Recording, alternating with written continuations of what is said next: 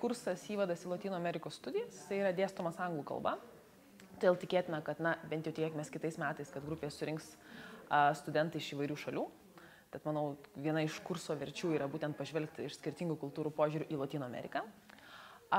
Kursas yra bendras, labai bendro pobūdžio, kadangi tai yra įvadas.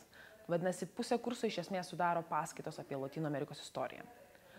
Mes nagrinėjom svarbiausius įvykius, tam tikrus svarbiausius laikotarpius, kurie iš tikrųjų įtakoja tai, kas šiuo metu vyksta Lotynų Amerikoje, tam tikrus politinės pozicijas, tam tikrą požiūrį, tam tikras valstybės, pavyzdžiui, Jungtinės Amerikos valstijas ar santykius su Europa ir panašiai. Vadinasi, po to seka paskaitos, kurios yra labiau nukreiptos į tokią analizę, sakykime, to, kas vyksta dabar, tai yra politinis, ekonominis pjūvis.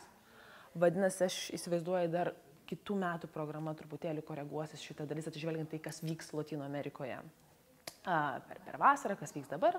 Stengiamės nagrinėti politinės sistemas, stengiamės nagrinėti ekonominę raidą.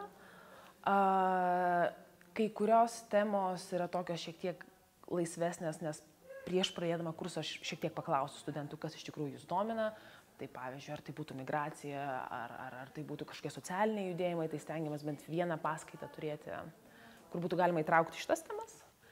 Ir tiesiog tikslas bendras kurso yra, kad, pabaigę jį, žmonės suvoktų bendriausias savokas susijusias, ar ne? Pavyzdžiui, kas yra kairė dešinė Lotynų Amerikoje, kas yra, sakykime, priklausomybės dependency teorija ir kodėl jinai vis dar yra gyva tenais, nuo ko tas priklauso. Kursas iš tikrųjų turi ganėtinai tokį stiprų ekonominį atspalvį, nes manau, kad tai irgi yra susijęs su tam tikra santykiu Lotynų Amerikos su Europa ir tam tikromis ekonominėmis istorinėmis nuoskaudomis. Ir kol kas, kadangi iš tikrųjų yra labai nedaug valandų, tai buvo daugiau teorinis kursas. Tačiau kitąmet aš šiame kurse stengiuosi įtraukti daugiau tokių aktyvių užduočių, kur studentai turi pasiruošti patys, turi perskaityti tam tikrą, surinkti informaciją. Nedarome pranešimų, prezentacijų, nėra tokių užduočių, nes tiesiog neužtenka laiko. Todėl stengiamės iš tikrųjų, jeigu yra kažkokia diskusija teksto, kiekvieną paskaitą stengiuosi kalbėti aš ir kad būtų nedidelė diskusija ar kažkokia simulacija su studentais.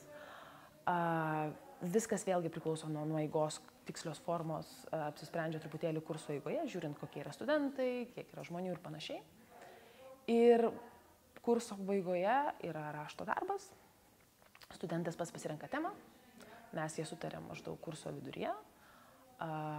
Rašto darbas tai yra mažasis rašto darbas. Teoriškai rašomas anglų kalba, bet praktiškai galima rinktis. Ir yra egzaminas. Vadinasi, iš esmės balas yra ganėtinai didelę balo dalį sudaro dalyvavimas paskaitose. Ir ką svarbu paminėti, kadangi iš tikrųjų yra ganėtinai daug studentų, dėl sunku išmatuoti, kas ten kalba daugiau ar mažiau, tai yra atliekami užduotėlės mažytės namuose. Tai gali būti atsakyti į klausimą raštu, pažiūrėti filmą ir atsakyti į klausimą pagal tą filmą, susirinkti tam tikrą informaciją ir išdėsti savo poziciją ir panašiai. Gali būti, kad užduotį tenka atlikti namuose. Gali būti, kad užduotis atliekama atėjus į paskaitą, sakoma, ištraukite lapelius. Tai bet mes iš tikrųjų nusprendėm, kad tai yra visai nebloga sistema, nes jeigu yra 30 žmonių kalbėti seminare, yra šiek tiek sudėtingiau ir paskui vertinti. Tai būtų tokia labai trumpa kurso apžvalga, visus labai kviečiu rinktis, nes aš manau, kad apie Lotynų Ameriką mes žinom gerokai per mažai, o sužinoti daugiau tikrai reikia.